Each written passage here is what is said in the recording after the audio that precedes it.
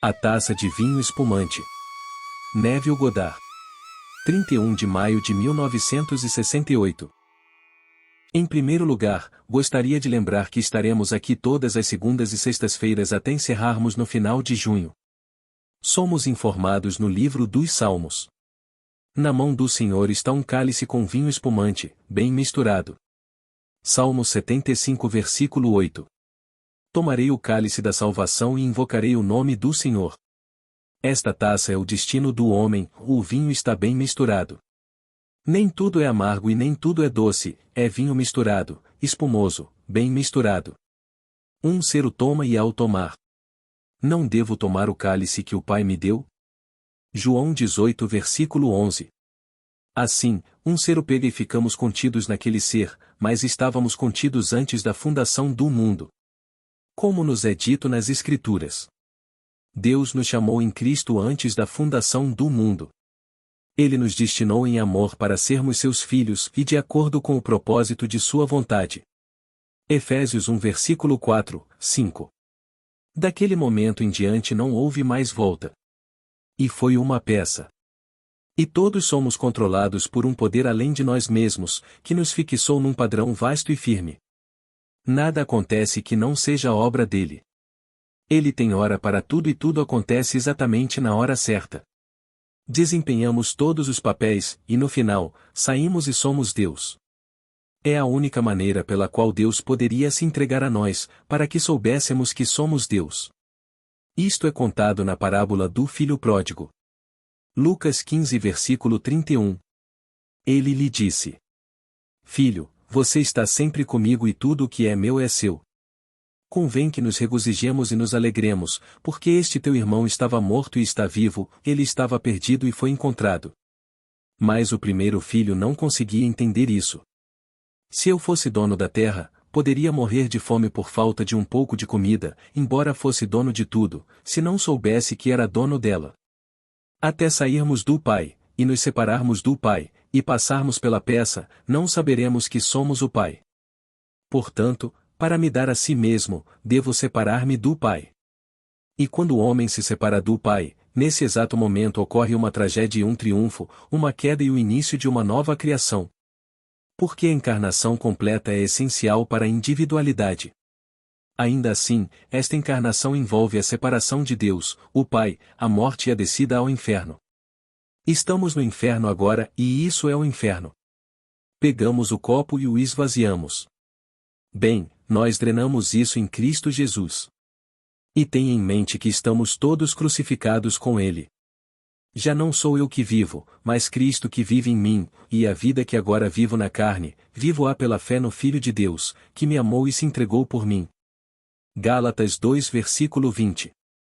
Então todos juntos saíram, e todos estão sendo formados à imagem de Deus, voltando como o próprio Deus. Mas envolve um esquecimento completo e, ao sairmos, tememos nunca mais ver o nosso Pai, que está construído desde toda a eternidade dentro de nós.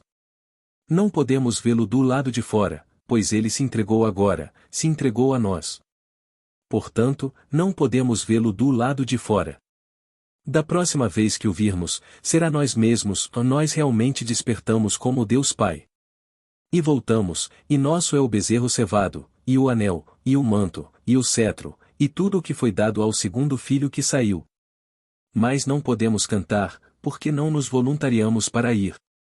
Como nos é dito no capítulo 8 de Romanos, que a criatura foi sujeita à futilidade, não por sua própria vontade, mas pela vontade daquele que a sujeitou na esperança, para que a criatura fosse libertada desta escravidão da corrupção e obtivesse a liberdade gloriosa dos filhos de Deus. Versículo 20. Portanto, não podemos gabar-nos de qualquer bravura da nossa parte, fomos simplesmente selecionados, fomos escolhidos. Então ele nos escolheu em Cristo antes da fundação do mundo e todos juntos caíram. Nós somos os deuses que caíram naquele que é Deus, Deus Pai.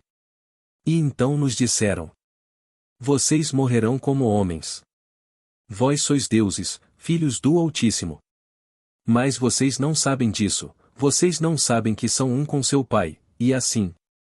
E caiam como um só homem, ó príncipes. Salmo 82 versículo 1, 6. Portanto, a queda começou, mas é o início de uma nova criação, algo muito maior do que nunca, porque agora estamos individualizados, cada um conhecendo a si mesmo como Deus Pai. Agora deixe-me compartilhar com você algumas dessas visões maravilhosas que surgiram na semana passada. É tão diferente do que o mundo pensa que será, tão completamente diferente disso.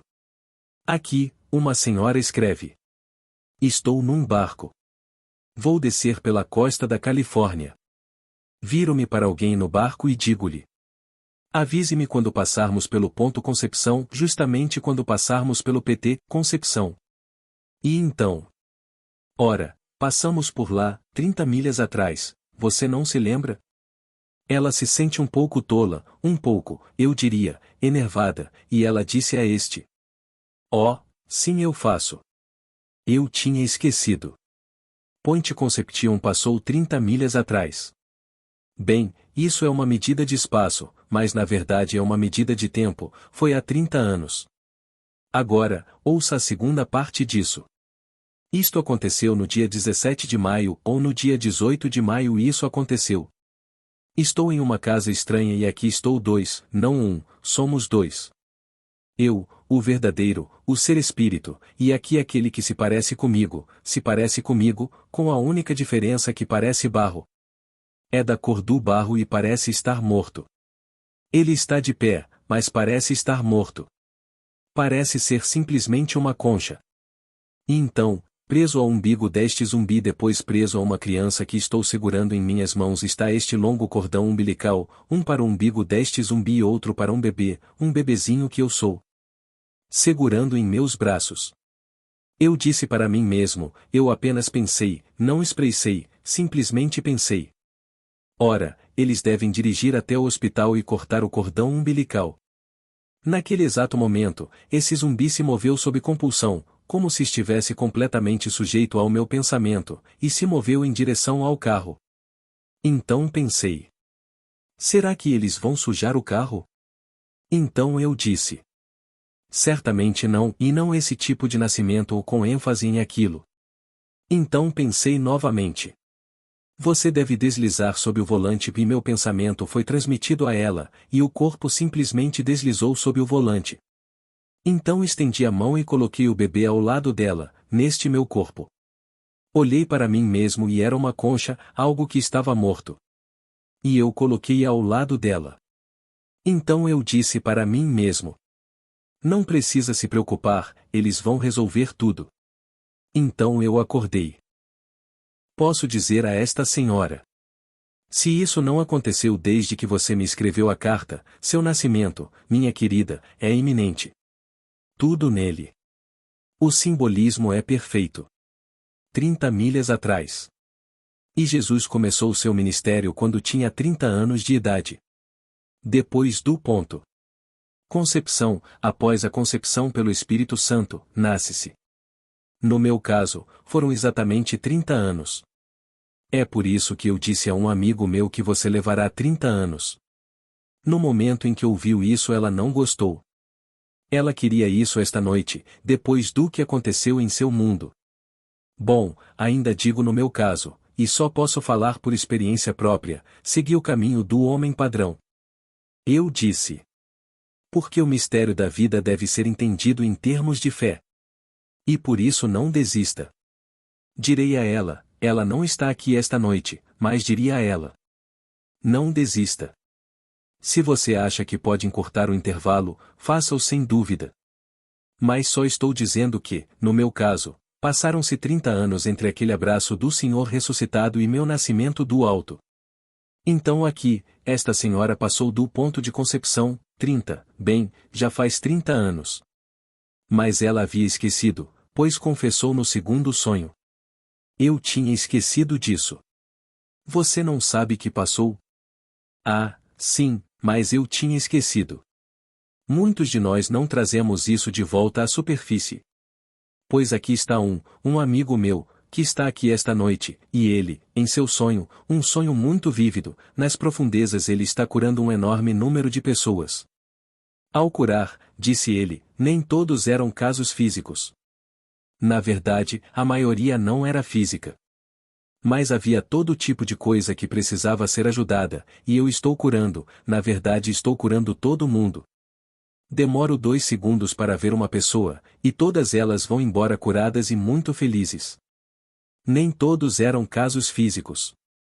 Havia um grupo de pessoas me trazendo uma após a outra, e então eu disse para mim mesmo: o que sou eu, um curador?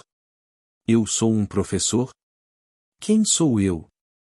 Então perguntei ao grupo e eles pegaram um livro e abriram o livro, e depois apontaram para o lado direito, para baixo, e aqui estava o nome de um homem. Ele disse: não posso dizer quem é o nome.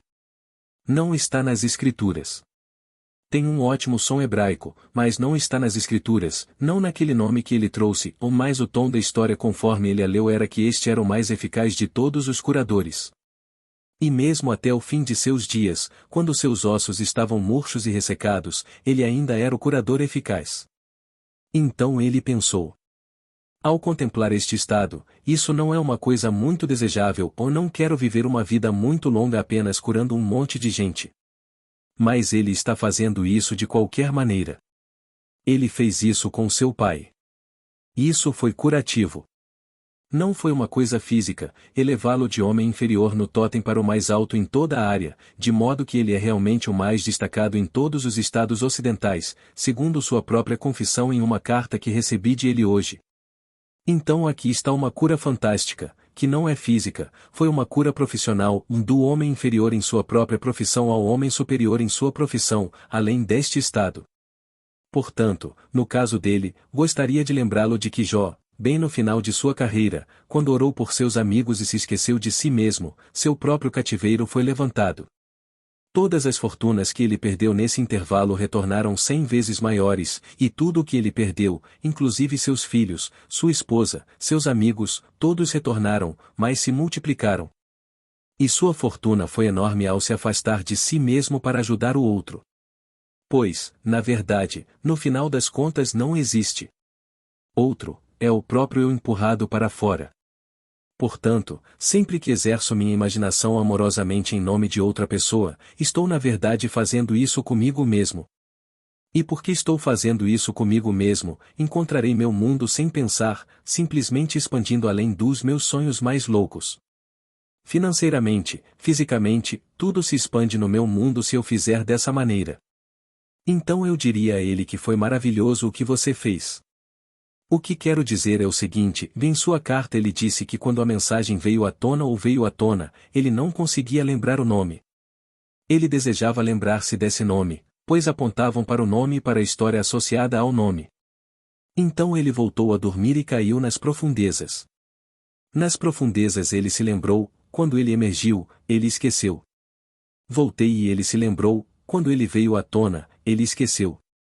Ele disse: Neville, na manhã seguinte, quando acordei, minha cama parecia um campo de futebol muito bem jogado porque durante toda a noite ele mergulhou nas profundezas, lembrando-se perfeitamente, vindo à tona e esquecendo. Então a senhora que escreveu a primeira carta que usei esta noite esqueceu que passou desse ponto de concepção e então admitiu: sim, esqueci. Mas ela estava ansiosa por aquele momento em que conceberia o Espírito Santo. Ela já concebeu e é hora do parto. Eu diria a ela que é iminente. Outra senhora aqui disse: no meu sonho, eu estava explicando as escrituras a um jovem negro. Tudo o que consigo lembrar foi isto: depois de explicar as escrituras, eu disse a ele: nosso nome é Senhor Deus dos Exércitos. Bem, isso é maravilhoso, e que quando você no fundo de si mesmo conhece seu nome e pode recorrer a outro de uma raça diferente unam-se nessa unidade e digam que nosso nome é o Senhor Deus dos Exércitos. Bem, isso é um tremendo crescimento e expansão no despertar da mente de Deus no homem. E então eles vieram, realmente, de uma forma maravilhosa, um após o outro esta semana, enquanto todos vocês estão caminhando em direção ao fim inevitável. Portanto, não vacile, continue vindo, um após o outro. Agora, eu contei uma história há cerca de uma semana, na verdade, faz uma semana que não estive aqui e onde esta senhora disse que eu apareci em sua visão. E então, quando ela me viu, arranquei meus olhos e os estendi para ela. Então caminhei para a frente com meus polegares pressionei-os em seus olhos, dando-lhe olhos que podiam ver além de qualquer coisa conhecida pelas mentes mortais. Então me inclinei e minha cabeça cresceu em proporções enormes e ficou transparente, e dentro dele todos os seres vivos do universo estavam contidos em minha cabeça. Então me levantei e minha cabeça voltou ao tamanho normal. Então eu levantei minha mão direita e então, o topo da minha cabeça, me inclinei e mostrei a ela, e a grama mais verde estava saindo dela. Quando fui até lá pela primeira vez e coloquei meus olhos nos olhos dela, chamei-a de irmão. Ela é uma senhora, mãe de 2 filhos e muito senhora, na casa dos 20 anos, mas muito mulher. Mas eu a chamei de irmão. Agora, a carta dela que chegou esta semana me diz que um ser dourado radiante saiu dela, e era um homem. Então ele se virou e olhou para ela. Então, com a voz grave mais profunda, com a mão estendida, ele disse: segure minha mão e venha. Naquela manhã, ela sentou-se na cadeira de balanço e cochilou, e toda a cena se repetiu, com uma exceção. Ela se viu na cena repetida medindo a distância entre onde ele estava e onde ela, em seu corpo, estava deitada. Então ela ouviu uma voz vindo de dentro dela e a voz disse: ele está daqui a 2 semanas. Ela entendeu que isso significava que ele está no meio entre onde eu estou e onde ele está. Se eu fosse você, minha querida, aceitasse literalmente. Deveria estar com você agora. E ela saberá quem saiu. Chamo todos vocês de irmãos, pela simples razão de que somos irmãos. Somos todos filhos de Deus. Neste mundo de divisão, sim, somos homens e mulheres, e somos filhos e filhas. Mas não na eternidade, ou na eternidade somos todos filhos de Deus e juntos formamos Deus. Então eu a chamei deliberadamente na visão, irmão. E nas Escrituras ele não disse, vá até minhas irmãs e conte-lhes, e ele disse: vai ter com meus irmãos e dize-lhes que subo para meu Deus e para o vosso Deus, para meu Pai e para vosso Pai. João 20 versículo 17. Então vá até meus irmãos e conte-lhes. É tudo uma grande irmandade, tudo. Independentemente da vestimenta feminina usada hoje ou de qualquer outra vestimenta, somos todos irmãos na eternidade, e juntos, coletivamente, formamos o único corpo, o único Espírito, o único Senhor, o único Deus e Pai de todos nós. Efésios 4 versículo 4. Então ela disse: eu vi um organismo vivo e pulsante. Era um organismo, mas pulsava e vivia. Então notei um pequeno alçapão. Então notei um homenzinho que havia encontrado o alçapão e o abriu. Então ele estava sendo expulso deste organismo pulsante. Agora, isso é um belo esboço, uma previsão do nascimento. Pois um homem sai daquilo que, aparentemente de fora, por um momento está completamente selado e fechado. Mas há um alçapão e ele o descobriu. Ele estava dentro. Ninguém o moveu de fora. Ele descobriu e estava dentro daquele organismo. E então, quando ele abriu, ele estava sendo espremido por aquele alçapão. Isso é o que o homem encontra. Está dentro do seu próprio crânio, e ele acorda dentro do seu crânio. Ele sabe intuitivamente que na base do seu crânio existe aquele pequeno alçapão, e ele empurra e ele cede, a pedra rola. Ele sai e se espreme. Você não passa por aquela porta. É um portão muito estreito. Estreita é a porta, ou larga é a que leva à destruição, mas estreita é a porta. E você sai disso como uma criança sai do ventre de uma mulher. Você se espreme. E esse é o seu nascimento do alto. Então aqui todos estão caminhando para o fim inevitável, que é despertar como o Senhor Cristo Jesus. E todo mundo vai, posso te dizer. Ninguém falhará e ninguém voltará atrás. O vinho é misto e muito. Como Blake tão lindamente disse. A alegria e a tristeza são bem tecidas, uma vestimenta divina para a alma. Nem tudo é amargo e nem tudo é doce. O que temos em um casamento judaico? Sempre temos o pouco de vinho doce e o pouco de vinho amargo, mas há sempre mais no copo doce do que no copo amargo. Os noivos devem beber destes 2 copos. Eles devem levar o vinho muito, muito seco e o vinho doce. Então o rabino coloca esses copos na mesa e os esmaga. Coloca-os sob seus pés e ele esmaga os copos depois de terem comido tanto o doce quanto o amargo. Mas sempre há mais no copo doce do que no amargo. Então este é o vinho espumante do capítulo 75 do livro dos Salmos. Na mão do Senhor há um copo com vinho espumante, bem misturado. Está muito bem misturado conforme você passa pela vida. Hoje voltei de um funeral, um amigo meu, um amigo próximo, querido e íntimo que tinha tudo na superfície para viver, mas tudo. Ganhando $350 por semana e fazendo o que o mundo invejaria, fazendo isso lindamente, apenas 33 anos, linda, figura perfeita, tudo. E então, por motivos não explicados, porque ela não deixou nenhum bilhete para ninguém, ela simplesmente decidiu encerrar o dia. Que golpe para seus pais quando todos viveram para ela. E então me pediram para dizer algumas coisas para confortá-los, porque ela não está lá. E então, eles se perguntaram por quê. O que diabos os faria ter essa experiência? Bem, Deus sabe. Não é só quem partiu, mas quem sobrou tem que aprender a experiência. Então eles estavam todos muito emocionados e chorando e chorando. Tive que salientar a eles que o versículo mais curto das Escrituras é Jesus chorou. Ele chorou no mesmo momento, assim mesmo, no funeral daquele que ele amava muito. E Jesus chorou, capítulo 11 do livro de João. Então, se alguém pudesse partir deste mundo e não encontrar ninguém no mundo para derramar uma lágrima, isso seria a coisa mais patética do mundo. Que alguém poderia ir e ninguém se importasse o suficiente para derramar uma lágrima. Isso seria um horror dos horrores. Em outras palavras, isso seria a partida de um monstro. Mas não, ela teve várias lágrimas derramadas. Mas ela tinha uma lição a aprender, e eles, por não serem capazes de tocá-la, senti-la e falar com ela, tinham uma lição a aprender. E assim aprenderam. No final e só no final entendemos a peça. Então nos é dito: de acordo com o meu propósito, eu te chamei. E então ele nos diz qual é o seu propósito. Como eu quis, assim será, como planejei, assim será. E minha vontade não retornará até que eu tenha executado e realizado as intenções da minha mente. No final, nos últimos dias, você entenderá isso perfeitamente. Isaías 14 versículo 24.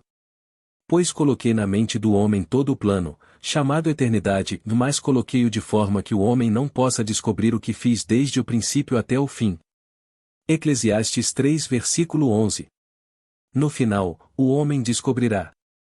O fim virá subitamente sobre o homem numa série de experiências místicas dramáticas, seu nascimento e ressurreição do alto, ou ressurreição primeiro, seguida imediatamente pelo nascimento. Depois, a descoberta da paternidade de Deus como Ele mesmo, porque o Filho do Pai o chama de Pai. Depois a ruptura completa da cortina do templo e é o seu próprio corpo que é dividido. Então sua ascensão ao Santo dos Santos da única maneira que você nunca poderia subir. Ele sobe em forma de serpentina, porque ele está indo para Sião. E Davi captura Sião subindo a escada em movimentos circulares. Pois se lermos as Escrituras, a maneira como ele tomou Sião, ele só poderia tê-la conquistado se construísse a escada em espiral. E então ele vai para Sião, que é a escolha do Senhor para sua habitação. Depois vem o selo final de aprovação com a descida da pomba sobre aquele que teve essas três experiências, e a voz declara que ele o ama. Esse é o fim do drama. Resta apenas contá-lo. Como Paulo permaneceu para contá-lo? Depois que tudo foi feito, ele teve que ficar para contar. Ele disse que preferiria partir deste mundo e estar com Cristo no estado ressuscitado, mas a necessidade era maior para os outros, e por isso ele teve que permanecer na carne até certo momento em que é aliviado para sempre, e entra no único corpo, no único Espírito, no único Senhor, no único Deus e Pai de todos. Então aqui, aquela parábola maravilhosa. Alguém reclama, não sabe que tem tudo, porque não viajou. Ele não foi chamado, não foi escolhido. Existem inúmeros que não são chamados, que não são escolhidos. E reclamamos porque sofremos e não podemos nos dar ao luxo de sofrer. Mas nós, aos olhos do Pai, éramos tão amados que Ele nos quis. Sabendo dos horrores que temos que passar. Mas com Paulo, ele disse: Considero que os sofrimentos do tempo presente não são dignos de comparação com a alegria que será revelada em nós. Romanos 8 versículo 18. Então sofremos, certamente sofremos. A perda de um filho. Não precisa ser uma dor física. Mas é uma dor mais duradoura do que uma dor física. A dor física, podemos aliviá-la um pouco, e é provável que passe num período normal de tempo. Mas a perda de alguém que você ama profundamente não desaparece dessa forma. Tudo lembra aquele que vai, principalmente um filho preferido, de 33 anos, bem-sucedido no mundo dos negócios, e tudo pelo que viver. Mas quem conhece o plano de Deus? Deus planejou isso. Porque ele está crucificado com. Ele disse: ninguém tira minha vida, eu mesmo a dou. Eu tenho o poder de colocá-lo no chão e o poder de levantá-lo novamente. E então, ele está usando minha cruz assim como está usando a sua cruz, ele está usando todas as cruzes. Mas ele teve sucesso em seu propósito, e porque em um ele ressuscitou, e em outros ele ressuscitou, e ele está ressuscitando nesta sala aqui. Ele está ressuscitando. Há aqueles que ressuscitaram nesta sala e, portanto, eu digo que ele está continuando a ressurreição. Eventualmente, tudo se levantará e tudo o que saiu retornará ressuscitado. Assim como Deus, o Pai, planejou. Agora, veio o outro. Isso é interessante. Ela disse: estou em uma casa grande e bonita, mal iluminada. Há cerca de, várias centenas de pessoas presentes. Havia um único, eu diria, corredor que levava a um palco. No palco havia uma mesa enorme. Havia pessoas nas duas extremidades e depois no fundo, não no lado voltado para o público, mas na parte de trás da mesa, e de repente, alguém disse alguma coisa e eu olhei para cima e lá estava você no centro daquela mesa. Não sobre ele, mas no centro da mesa, vestido com uma túnica branca. Eu disse a este que chamou minha atenção para você. Ora, Neville não é dado ao teatro. E com isso me encontrei no palco. Antes de sair daquela festa eu disse, ele sempre está aqui para uma palestra, não para teatro. Então ela se encontra no palco, e então eu me viro para ela e estou com minhas roupas civis, vestida com roupas civis normais, e eu digo a ela: não estou aqui para dar um sermão. Venha, este é o último jantar. E então ela acordou. Ela disse. Ao acordar, não pude deixar de relacionar isso com as fotos que vi da última ceia. Isso é algo que sempre vem antes do fim inevitável, mas desta vez é o fim de tudo, ou não restauração, mas liberdade completa e na liberdade dos filhos de Deus. Então ele dá seu último jantar. Agora ela tem isso, e muito docemente escreveu tudo para mim. Portanto, suas visões e seus sonhos têm sido perfeitamente maravilhosos, e por favor, continuem realizando-os. Tenho muitos quando falo na noite de segunda-feira, porque a segunda-feira será baseada no mundo de César no uso da imaginação.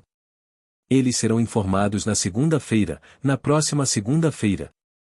O tema será Imaginar cria realidade. Tendo isso na noite de segunda e sexta à noite, as pessoas estão sempre se perguntando: ele vai falar sobre isso esta noite?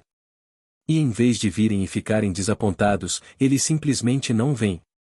Então coloquei este pequeno anúncio no jornal de amanhã para que as pessoas saibam mais uma vez que estarei aqui nas segundas e sextas-feiras até o final de junho. E para aqueles que gostam do mundo de César, a maioria gosta, intitulei alguns, um é imaginar cria realidade e o segundo é não há ficção. Então tome cuidado com o que você imagina, pois não existe ficção. Esses são meus dois assuntos para a próxima semana. Agora, vamos entrar no silêncio. E fazer algumas boas perguntas mais tarde. Pergunta. Neville. Você disse da última vez que muitos tiveram o nascimento e não foram capazes de trazê-lo de volta. Ou alguns o fizeram. O que isso faria com as outras visões? De alguma forma os afeta? Resposta. Não posso conceber que o parto não seja seguido na ordem que te falei, não posso. Portanto, ele esqueceu tudo. E o mesmo cuja carta surgiu não trazendo de volta aquele nome, mas no fundo do seu ser ele o conhecia perfeitamente, ao emergir ele o esqueceu, há motivos, possivelmente, em toda a peça para ele esquecer os outros dois. Certamente, pela carta que recebi recentemente, devo concluir que ele teve a experiência. E a partir do meu próprio registro cronológico posso ver como isso aconteceu com todos os outros. Christine teve a mesma coisa. Bob tinha isso. Benny tinha. Ele tinha um chegando em julho, esperando ansiosamente por julho. Mas ele certamente tinha os outros dois na ordem em que eu disse que os receberia. E então, se a ordem continuar assim, não vejo como ele teria uma, e pelo que ele me contou, estou convencido do nascimento. Bom, os outros. Ele não trouxe o nome, portanto, não trouxe os outros. É de certa forma lamentável, porque é um esforço bíblico tão dramático, uma coisa convincente para provar a verdade das Escrituras. Mas, talvez sua escolha neste período seja por algo diferente. Pergunta. Neville, o termo filho tem vários significados diferentes? Como no livro de João, é afirmado diversas vezes que tu és o Cristo, o Filho do Deus vivo. Sim, mas ele também disse: eu e o Pai somos um, no mesmo livro. Eu sou o Filho, mas deixo o Pai. Portanto, se uma semente cair de mim, não posso negar que é a minha imagem. Dê-lhe o ambiente certo e ele crescerá à minha semelhança. E assim, o Filho sai. Ele é a semente, o poder criativo de Deus, a sabedoria de Deus. E assim, Deus em procissão é o Filho, o Deus, o que permanece eternamente, é o Pai, o Filho que retorna é o Espírito Santo. Então, quando você começar a retornar, os três são um. Então falamos do Filho. Mas a mente literal do homem pensa que nosso filho, embora se pareça com o pai e possa até ser maior que o pai, ele veio atrás do pai, e é assim que a mente pensa, portanto, ele é o filho, ele não é o pai. Mas nos mistérios o filho e o pai são um. Eu e meu pai somos um.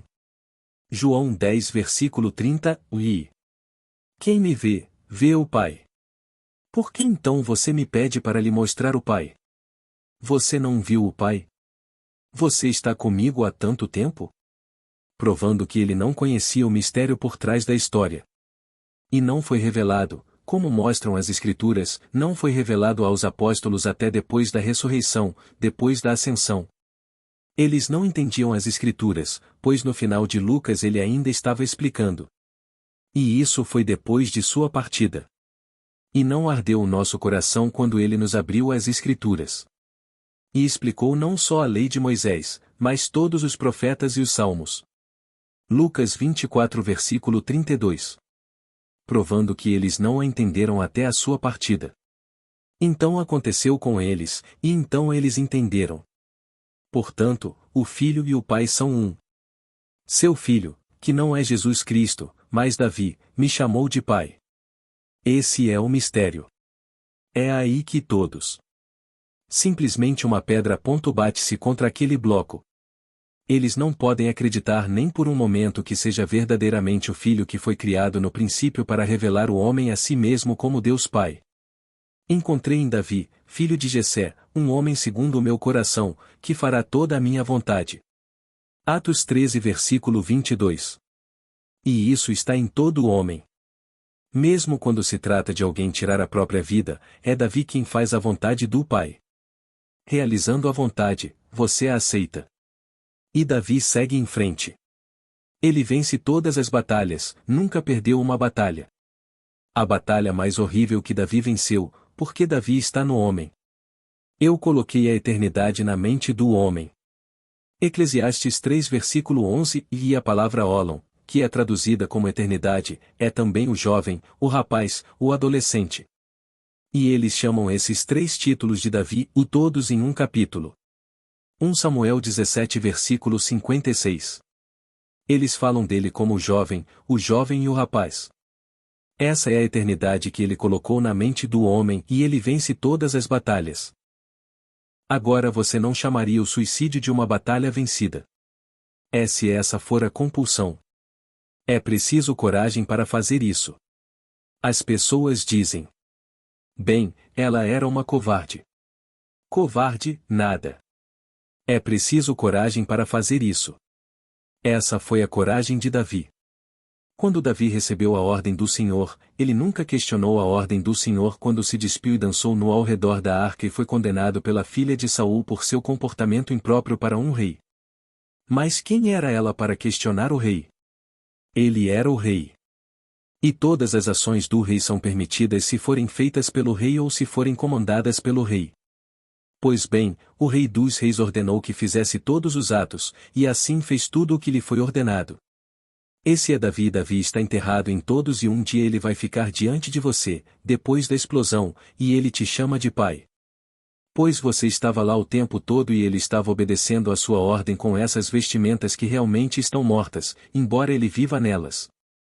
Mas minha amiga que teve essa experiência do parto, quando eles partiram juntos e ela sabia. Está tudo bem agora, está tudo bem. O corpo estava morto, era apenas uma casca vazia. Ela era um espírito vivo vendo aquela coisa explodir. E outras perguntas, por favor? Pergunta. Neville, você conhece algum __ em hebraico entre a palavra para sol, a estrela em nosso sistema solar, e a palavra filho, que significa criança? Resposta. Não, não. Pergunta. Em muitos escritos houve ___, uma conexão sólida. Resposta. Uma conexão de som? Não. Em hebraico é bem. Beni é o filho pequeno. Então, para muitas palavras traduzidas filho. Mas o mais traduzido é bem, Benjamim. Mas é mais a partir do contexto real da coisa em si que se chega ao filho. Mas apenas um tem um nome real que significa filho, é bem. Pergunta. Neville, aquele sonho da senhora que teve o zumbi ___? Mas era isso que significava que ela era um espírito vivo? Ela era. Ela apareceu e a coisa toda e ela viu aquilo que parecia com ela, parecia com ela. A única coisa que não parecia com ela. Porque essa senhora é muito loira, muito loira. E isso parecia barro e cor de barro.